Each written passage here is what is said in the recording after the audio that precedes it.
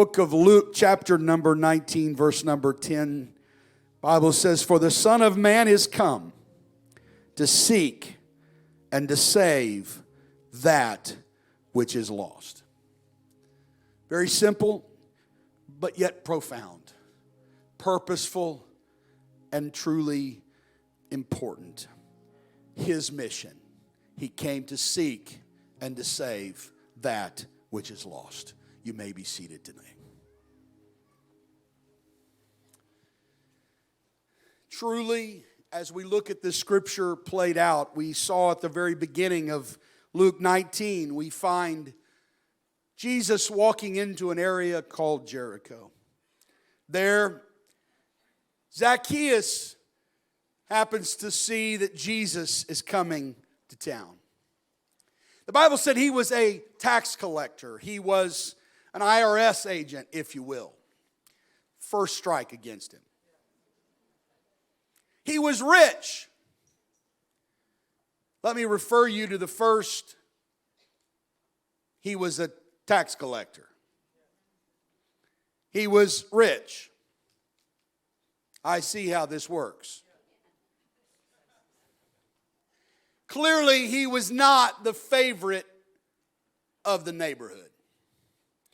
And the Bible tells us that when Zacchaeus heard Jesus was coming, he was small in nature. And so therefore, in order to get through the crowd and to see Jesus, he climbed a tree. I have a feeling there were some that wanted to push him out of the tree. He wasn't the favorite of the neighborhood. He was certainly not the favorite of anyone. In fact, he was the guy that had probably taken advantage of in that era of time. He was the guy that took advantage of most of the town. He was rich because he had a little extra coming to him, more than what even was required. And yet, in the midst of it all, Jesus stops and says to Zacchaeus, "Hey, why don't you come down out of that tree, because I want to come to your house today." Now that's, folks, when it really got interesting. Are you kidding me? Jesus. Him? What about my house? Why wouldn't you come to my place? I'm so much better than he is. Oh, if you can just imagine the conversation that must have been like there in Jericho as everyone begins to talk. Why would Jesus go to his house and not mine? I mean, he is a sinner. Why on earth would we go and would he go there? But it was interesting to note that as Jesus begins to converse with Zacchaeus, it isn't long until now Zacchaeus begins to change his perspective. Something happens by him simply being around the Master. As he is around the Master, something begins to take place, and we find him immediately beginning to confess. Lord, you know what? I'm going to make everything right. Lord, I'm going to give more than what I took. I'm going to make restitution, and I'm going to make it better. For you see, when God shows up, he always brings conviction, but he always brings blessing. For you see, when God shows up, a tremendous element there begin to take place in Zacchaeus' life. The realization that what I have, I don't want, and what he has, I desperately need. And there in the process of it all, we find them questioning, wondering, why would he listen to Zacchaeus? Why would he want to ever go to his house? I would submit to you today that as Jesus turned the tide and attention around and simply says, I just want to remind everybody once and for all, the Son of Man has come to seek and to save that which is lost. His mission was clear. His purpose was established. He had simply said, I've come to heal the brokenhearted. I've come to preach deliverance to the captive. I've come to set at liberty them that are bruised. I have come to preach that acceptable year of the Lord. He was saying, I've come, in other words, to preach the year of Jubilee, where you're going to get forgiveness, where your lives are going to be transformed. In other words, Jesus was saying, he may not look like it. He may not feel like it. It may not look like he would want it, but he wanted everyone to know that the reason I came was so that I could seek and save that which was lost. His mission. His purpose. In fact, the truth is, should we be surprised? No, because that's the way it's always been. For you see, even from the very beginning of the book of Genesis, we find clearly the story playing out from the very inception of mankind. From the beginning of Adam and Eve, daily he would come and commune with them until Adam and Eve sinned. He still continued to come. He came and said, "Where are you, Adam and Eve? I don't know where you are, but I am where you left me. I'm coming back over and over because I just can't help myself. I want a relationship with you. I want to commune with you." And yet in the midst of that, after they were thrown from the garden, he still never left that perfect desire and hunger. That's why that later in the book of Exodus, Leviticus, Numbers, Deuteronomy, we find the Exodus taking place. We find the law being given. And then we find the tabernacle being built.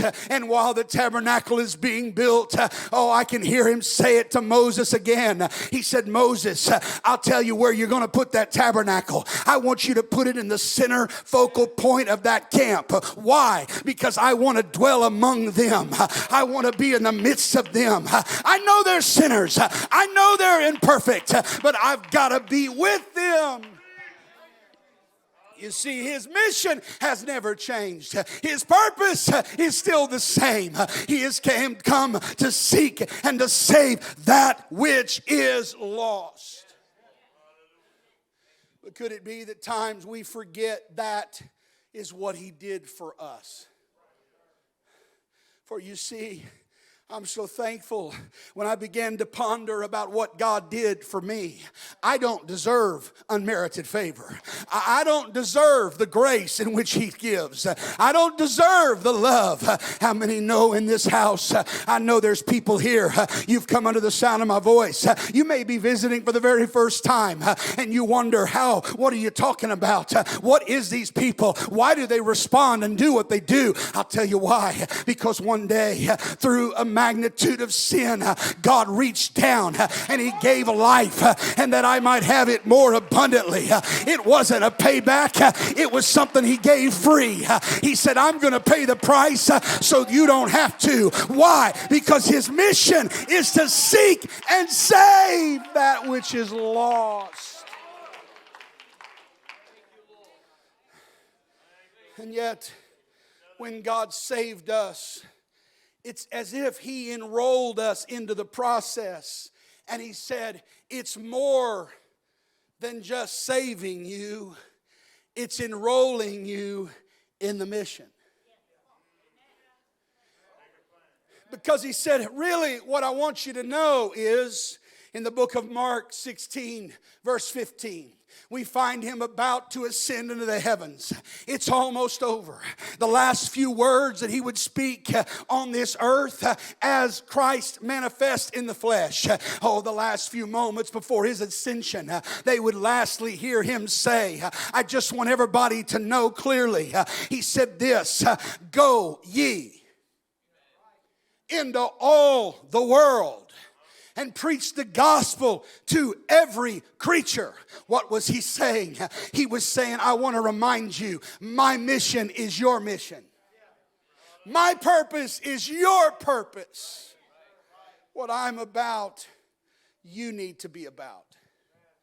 But it's easy for us to forget where we were,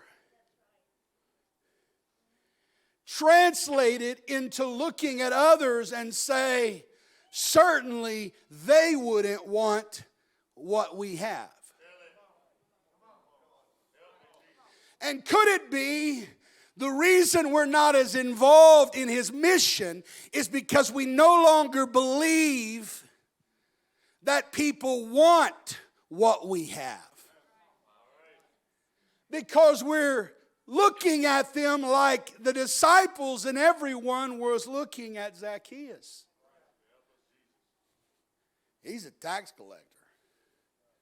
Ain't nobody got time for that.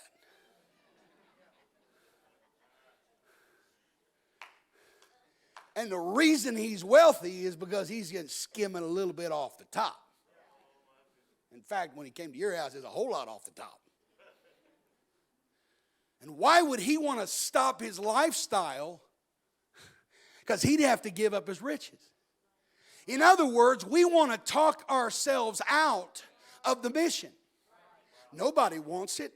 Thank you, Pastor John, talking about the fact, hey, it doesn't matter where you're at. It doesn't matter where you live. Hey, get involved. Let's get people involved in the mission. And yet, we look at this and we say, I'm not sure people really want it. So maybe that's one of the reasons why we stop the process and we don't share it with someone else. 12 years ago, I'm so thankful that Frank Bounds, missionary, North American missionary, I'm so thankful that he went to Parkersburg, West Virginia. Through the assistance of Christmas for Christ, he moved there and began to start a church there 12 years ago. I'm thankful for Frank Bounds. He started churches all over North America, one in Salt Lake, other places around, and I'm so thankful for his ministry. And he did such a capable, wonderful job. In fact, 5 years later, he turned it over to his son, and David Bounds, and it was a church of about 70 people. That's pretty impressive in a 5-year time frame. And I'm not saying everybody was fully discipled, but certainly there was a tremendous level of discipleship taking place and conversion taking place. One of my favorite places to preach is Pastor David Bounds' church there in Parkersburg, because when you go there, you see a bunch of people that are brand new. In fact, 90% in the last 7 years, Brother David Bounds has continued the soul winning and continued after and pursuing after the lost. And in fact, when you go there, over 90% of their congregation's first generation Pentecost. And when you get there, there's people, I'm telling you, covered in tats. There are people that are former drug addicts, heroin addicts. In fact, if you go there, you're going to find and meet people who were in prison for years. His assistant pastor, in fact, served, I believe it was 12 years in prison. When he got out, he came to church. God filled him with the Holy Ghost.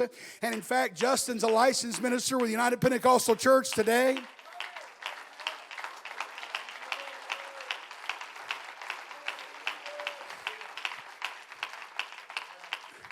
But you see, Brother Bounds told me, he said, I'm not sure everybody would have wanted Rick when he showed up.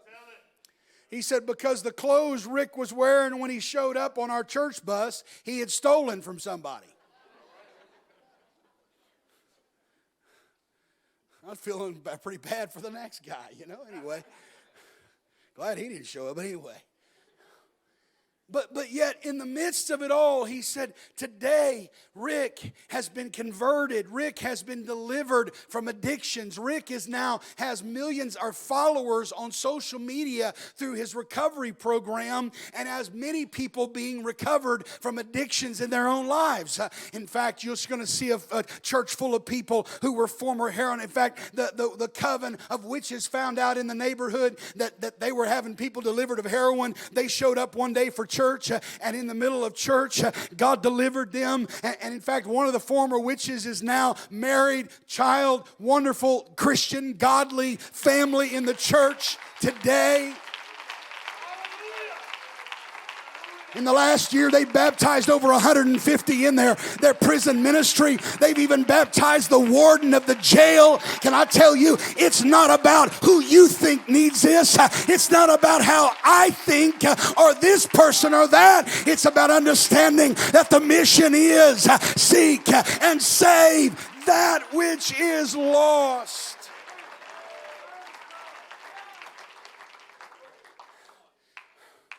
They looked at... I get it. I mean, I remember in high school, I'm apostolic. I've grown up in this thing. And sometimes it's hard to really think, do they really want it? In high school, parents kicked me out of a Christian school. It wasn't the school that kicked me out. It was my parents. They said, you've gone 8 years, Calvary Christian School. Now it's time to get real life. Go to a public high school. Well, that wasn't any fun. But I was learning how to be a soul winner then. I didn't realize that, but I was. But I'll be kind of, I wasn't that great at it. In fact, I'm going to tell you why I wasn't that great at it. Girl next door, right next, in the locker, right next door to mine. Name was Tanya.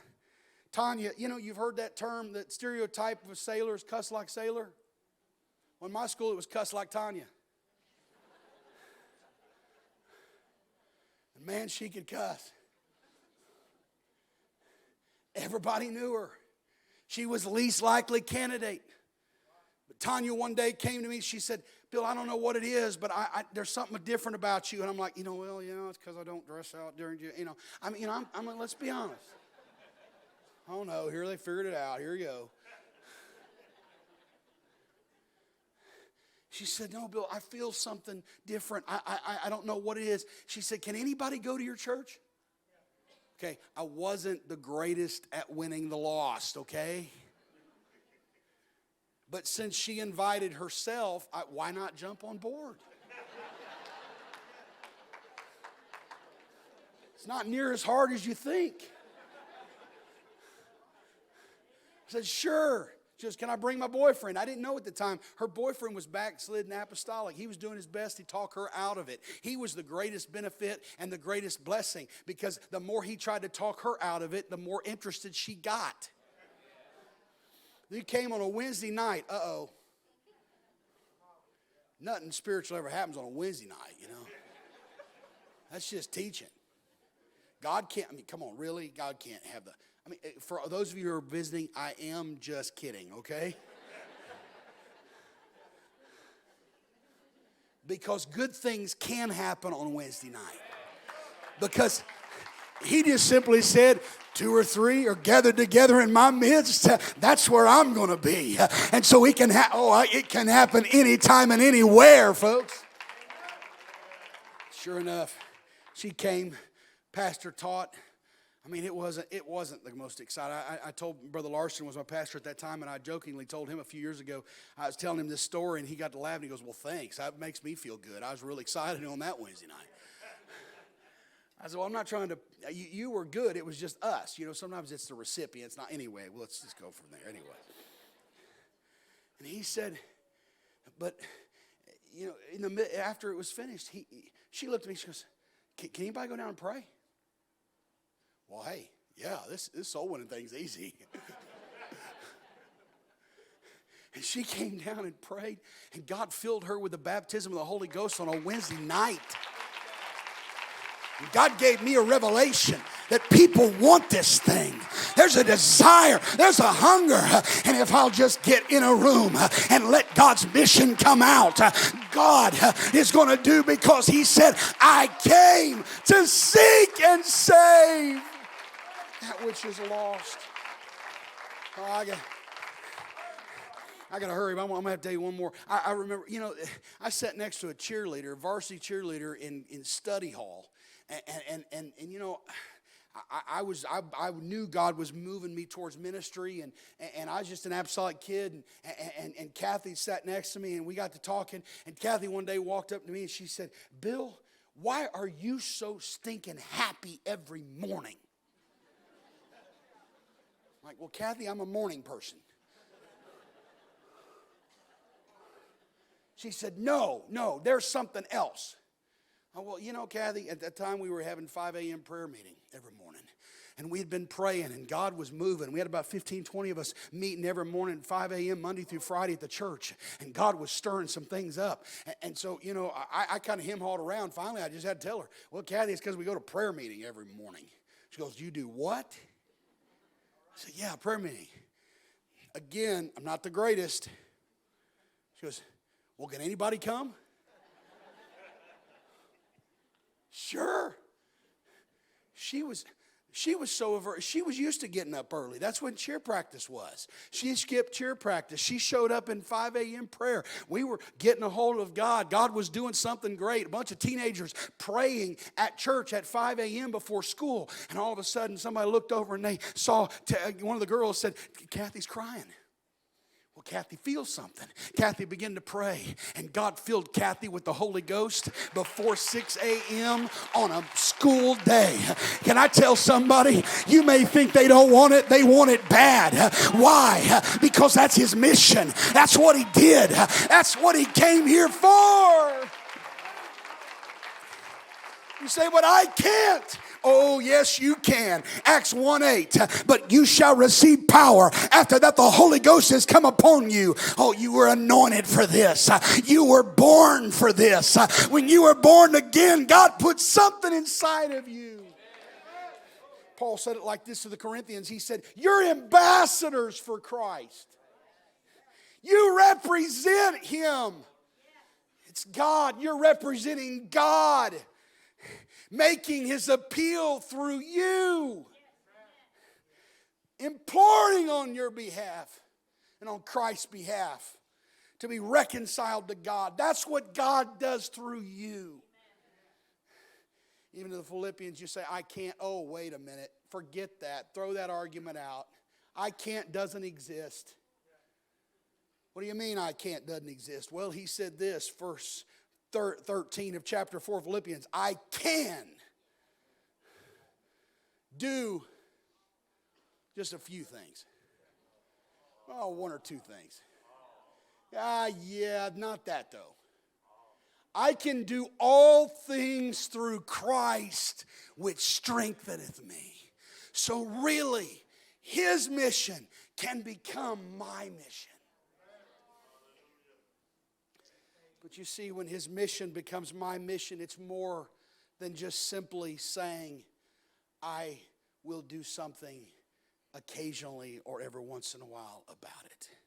No, Paul said this to the Romans in chapter 1 of 14 and 15. He said, I am a debtor. I'm a debtor both to the Greeks and to the barbarians, both to the wise and the unwise.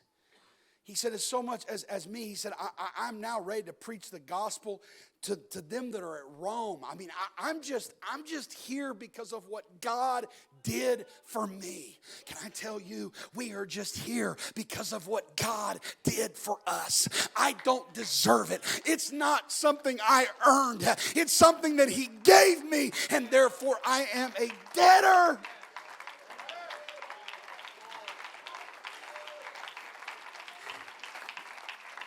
Because his mission somehow must become my mission. He later on said this. He said, where your treasure is, that's where your heart is also. What do you think about? He said, first, the kingdom. Seek first the kingdom, and all the other stuff will come to you, but you got to focus on him first. You see, the truth is, it is a part of funding the mission.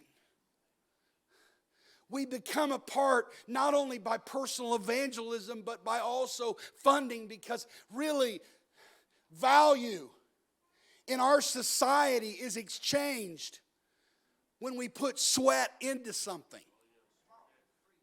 Oh, come on. I know we got a new world, you know. Everybody wants something for nothing. But that just leads to collapse. Because real value comes from when I do something. My wife's been giving me a hard time because I told my son we were going to go hunting, and I made him pay for his part of the trip. He's only 17 years old. Now, I do kind of feel bad because neither one of us shot a deer. And I made him pay it off right before I came here. And he's selling Christmas trees, slaving, everything, you know, every day, working 10 or 12 hours a day right now. And, well, I'm just making him pay for something, you know. Yeah, he'll be a better man about it, you know, someday. But it's value. We exchange it by sweat. We give some. Well, whenever I become a part of funding the kingdom and the mission, it's something where I am intricately a part of this thing, because that's where my treasure is. You see, and I know there's some times where we feel like, well, I can't afford to do this. We can't afford not to do this. I'll never forget Craig and Shanna, father and daughter, came to our church back when I pastored in Orlando. And they came, both got the Holy Ghost. It's a beautiful story of God touching someone's life. And I'll never forget the first missions conference. Craig was just learning how to give, and he was just starting to tithe. And that was a big deal. I mean, I'll never forget, it's really that much? Ah, no, it's just that little. God's going to bless you. And he has. But I remember this, that during our missions conference, his daughter, who was working part-time at a little school, making about $11, $12 an hour, and she was part-time because she was going to college too, and the missions conference moved, and God moved on her, and she pledged $400 a month. And this was about 18 years ago, 19 years ago. That's a lot of money. Somebody said, that's a lot of money now. Yeah, it is. Yeah, it is. But Craig called me the next morning. I was so proud of Shanna. Here she was, 19-year-old girl, pledging that kind of money is amazing. Craig called me the next day. He's bawling his eyes out on the phone. I mean, you can hear it. Pastor, I'm so sorry. This is horrible. I'm like, what? He goes, oh, my word. He said, I made the mistake of asking Shanna what she pledged. I said, and? Pastor, she's pledging more than I did. I started looking at my $300 pledge. He said, I realized I was just giving something she was sacrificing. And you know, his personality is kind of like this. He goes, I just got to bump it up. He said, bump it up to 1,000. I think after he said it, he regretted that for a moment, you know. We're not talking about 1,000 once. We're talking about 1,000 a month. I said, you sure? He said, oh, yeah, absolutely. Yeah, I think. And he struggled a little bit for the next couple of months, but here's the beauty of God. God keeps accurate records. And I talked to him not long ago, and I said, is that deal still going on? He said, every single time. It's amazing. And let me just tell you about that little deal. Not long, about 2 months after, he started giving that monthly pledge to missions. You know what happened? He got a phone call from a company that he worked with, and they said, you know, Craig, they said, we got this machine that we are contractually obligated to have and provide to our customers. We've sold this for years, but nobody's buying it anymore. But we're obligated to have it in case somebody needs it. And he said, so here's the situation. We don't have where to put it. We've been letting this guy store it somewhere, but nothing's going on with it. It's got moss and just dirt on it, and in fact, they just want it out of their property. So can they move it to your place? And if anything happens with it, if anybody needs business, you get 100% of the profit. They're going to send you the supplies. You're going to run it through this machine, and then you're going to ship it out. I mean, it's not even a lot of work. He said, but we just have to give it to and allow this for our customers.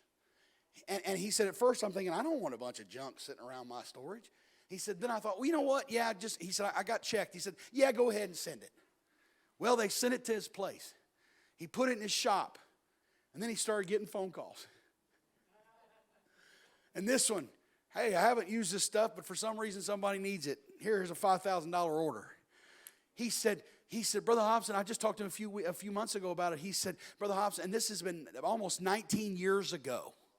He said, every time I need a little extra, he said, I'll all of a sudden get a phone call, and I'm still using this crazy machine that nobody was using before it came to my house. Oh, can I tell you, it came to the house because God knew exactly what he was doing. I'm here today to tell you, God keeps accurate records. If we will become a part of the mission, if we'll get involved in the mission, God will step up. Well, it's great church plants that happen. See, sometimes things that we involve ourselves with, we do a little bit and God does the rest. But we get it started. It's kind of like putting water in the prime for a pump. That's what happens when you go and start a church. church planter that you assisted this past year with a great offering, helping them not have to deputize again. A metro missionary, Anthony Inns, to Vancouver. 2.5 years, they were completely shut down because of COVID and the COVID requirements in Vancouver, Canada. It's been an unbelievable 2.5 years for them. And yet, prior to COVID, they were having about 100 people in their downtown location. They decided they were going to start a new location in April of 2020. Well, that didn't turn out so well. But here's what happened through all. God has blessed them. In fact, I talked to him yesterday. He told me, he said, we were just able to start this new location. We now have 2 locations we're having church. And he said, we're averaging 75 in each location. That's a 50% growth during COVID. But here's what he told me. He said that new location, he said, is right downtown in the middle of Vancouver. It's an area called Hastings Street. Hastings Street is known for worldwide even for it's just the most horrific street in the world. There are thousands of homeless people there. The drug abuse, the prostitution, it is horrific. That you will see open needles laying on the ground. It's worse than anything I've ever seen in San Francisco, New York City. It is an ungodly area. He said, we have a recovery center that is really, we're meeting there in that area once a week. And he said, we found out not long ago that Vancouver spends $14 million a day to try to deal with the homeless and the drug situation on Hastings. Every day.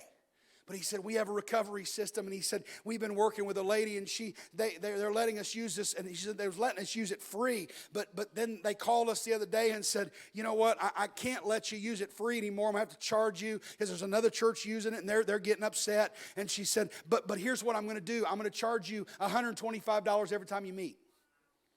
Well, that sounds like a lot to some. But we're talking Vancouver where the average home is over $1 million. And so literally these buildings they're in are $15, $20 million. It's not a stretch that it's $6,000 to $8,000. In fact, before COVID, they were paying almost $8,000 to meet once on Sunday. Every week. They were paying $8,000 a month. So about $2,000 to meet once on Sunday. But he said, this location, she said, I'm going to have to charge you $125, so that's almost laughable. And then this businesswoman looked at him and said, but you know what? She said, I feel bad about that. But she said, I really appreciate what you're doing. Here's a little offering for your church. She handed him a check for $10,000. See, here's the thing. When we do what we can do, God shows up and does what he can do. Even Metro Missionary, you also helped Scott Grant this past year and helped him not to have to deputize again. He started a church in Montreal many years ago, and he turned that church over. They're trying to get a building. In fact, they're working towards it. I think they've got a couple $100,000 in the bank they've saved, and they're going to eventually have a church building. And then additionally, he went to Trois-Rivières, which is right between Quebec City. I'm sorry I'm talking fast, so I just kind of want to give this information, but it's an incredible story because Scott Grant goes to Trois-Rivières now, second church, and he starts that about 7 years ago, builds this church up. They just transitioned, and he told me, he said, here's the beautiful thing. He said, after they've transitioned, I just gave it to somebody else. They're pastoring this church. He's going to Quebec City to start another church. And here's what the beauty is. He said, this Trois-Rivières church, he said, they are about to close on a building that seats 300, and it looks like their mortgage is only going to be about $175,000. That's not something that mankind does. That sounds something like God does. But they're there because of your giving. They're there because your involvement in the mission. When his mission becomes our mission. I challenge you. I know, without a doubt, I know this great church. You've sacrificed, you've given, and I believe with all of my heart God keeps accurate records. And let me just say this very clearly. I believe that God knows exactly where you're at. I know you have given so other people could have buildings when you need a bigger building. But I promise you, God keeps accurate records. We're seeing things all over North America. This year we had a church planner giving a building for $20. I'm here today to tell you, it's what God will do. We do what we can do, and God will show up and do what he can do. Why? Because it's his mission, but his mission must become my mission. And when His mission becomes my mission, when I get involved, when I submit what I have to Him. You see, it's the church planter that said I would not be here if it weren't for that monthly check. Because of CFC, we're able, and your offerings like what you have given, we're able to give church planters. We have over 400 church planters currently within the first 5 years of their existence as self-governing churches. We also have 400 daughter works. We have 200 plus preaching points, which represents over 1,000 new works in the last 5 to 7 years in North America. Let me just tell you how big that is. That represents nearly 20% of the total works of the United Pentecostal Church in North America. It feels like that's overwhelming. All of the support that's needed, but we are funding our church planters at record levels. Many of our self-governing churches were able to give $2,000 up to $2,000 a month to help them. And in some places it doesn't feel like that's enough, and it's not enough, but we're able to help them. And when we do what we can do, God steps in and does the miraculous. I talked to one church planter. He said, I lost my job, wouldn't be here if it wasn't for that monthly commitment and that monthly check and stipend. You've helped me. You've kept me there. Another church planter in SoCal, and we told the story. Brother Hodges told the story some time ago. He said, at General Conference, he said, you know, Brother Gonzalez was there in San Diego, California. I mean, an area where, it is so expensive to live. Impossible to think about starting a church and even owning a property. It would be almost impossible. And yet, Brother Gonzalez there, he's surprisingly enough, church planting is not always easy. Surprisingly enough, sometimes when you're in the will of God, everything comes against you. He lost his job. Then he lost a place to rent and have church. Most of us would have said, oh, it's not the will of God. We got to get out of here. No, sometimes the will of God is when everything is blowing up around you. Because God said, I'm going to blow all this up, but you just wait, because when I pay back, it's pretty incredible. And sure enough, he stayed. He was doing the best he could, calling everywhere, trying his best to get a place to rent. Finally, he got a phone call, or he was talking to a pastor. He said, oh, no, we're not going to rent our building, do you? He said, oh, okay. He said, but wait, would you like to come by and at least look at it? Well, that's rude. Serious?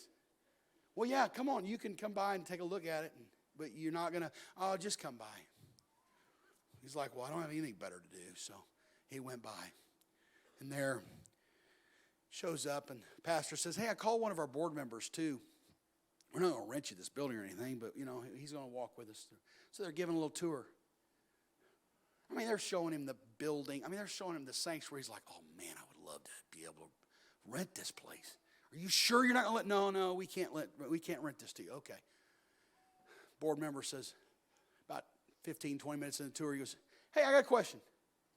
If we rented this place to you and you needed money to help to basically pay a little contractual down payment or whatever, and you didn't have it, would you tell us? Sure. Yeah, I can do that. Okay. Then about 15 minutes later, hey, I got another question. He said, now we're not going to rent it to you, but if we did rent it to you and you couldn't make the rent 1 month, you were struggling, would you at least tell us? Yeah, sure. He's like, yeah, that wouldn't be hard to do. I'll tell you. I may not have any money to give you, but I'll tell you. But he said, after the tour ended, they said, oh, you know what? There's just something different about you. Tell you what, we're going to rent this to you. And they started renting it to him. That went on for 6 months till one day the pastor came in of that particular building, and he said, Brother Gonzalez, or Reverend Gonzalez, he said, I'm thinking about retiring. He said, you think you'd like to pastor this church? He said, well, you're not denominationally what we are.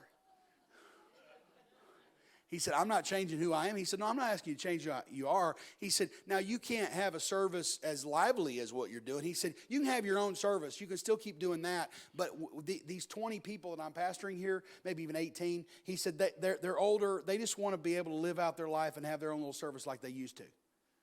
And he said, so if you just run that, you can pastor that, but you can just pastor the whole church. Well, I mean, now we got something to think about here. So he calls his superintendent, Brother Hodges, says, go for it. Just don't change your message. Cool, I get to pastor another denominational church. That's pretty fun. So now he's pastoring the church. Well, but before it all completely transpired, the pastor called him in one day. He said, we're about to make this transition. He said, you've been elected. He said, I want to discuss the salary package. He said, oh, salary package. Of course, Brother Gonzalez told me later, he said, yeah, I was thinking, yeah, this is going to be a long conversation. There's 18 people. And there's a whole lot of building to pay for. He's kind of chuckling. I'm thinking, how far does $50 go? He said, and the whole time I'm thinking, I don't even have a job. And now I have 2 jobs that don't pay. He said, but the man looked at him and he said, you've got a master's degree. Yeah, he said, yes, sir. He said, okay, we've already researched. He said, the average master's degree in San Diego makes X number of dollars. He said, that's going to be your salary. Really? He said, and how much your housing situation? He goes, well, I got this. He goes, well, they're going to cover that too. He said, in fact, there's retirement. And he said, additionally, we're going to be covering all of your insurance and your cell phone. And I mean, they went through this whole benefits package. He's like, whoa. And he said, I don't want to be rude, but he said, how? Man got real quiet, serious. He looked him in the eyes and he said, let me just tell you, 20 years ago, God spoke to me and he told me that I was to get the finances of this building and this church arrayed in such a way that it would support a pastor regardless of anybody being here. He said, we own a cell tower that brings in several $1,000s a month. He said, we have property all around this building. There's property that the church owns that they lease out. It is all paid for 100%. He said, we even have stocks and all kinds of investments that are literally bringing in thousands a month. He said, if nobody's here, there's a salary sitting here. And he said, God told me 20 years ago that I was supposed to get this thing ready because one day I was going to come face to face with a young man and I was going to give it all to him. How does that happen? It happens because somebody says, I got to get a hold of his mission. And I might not be able to pay it all. Atlanta West, we can't do it all. But when we do our part, God shows up and says, I've got it from here. I know exactly what you need.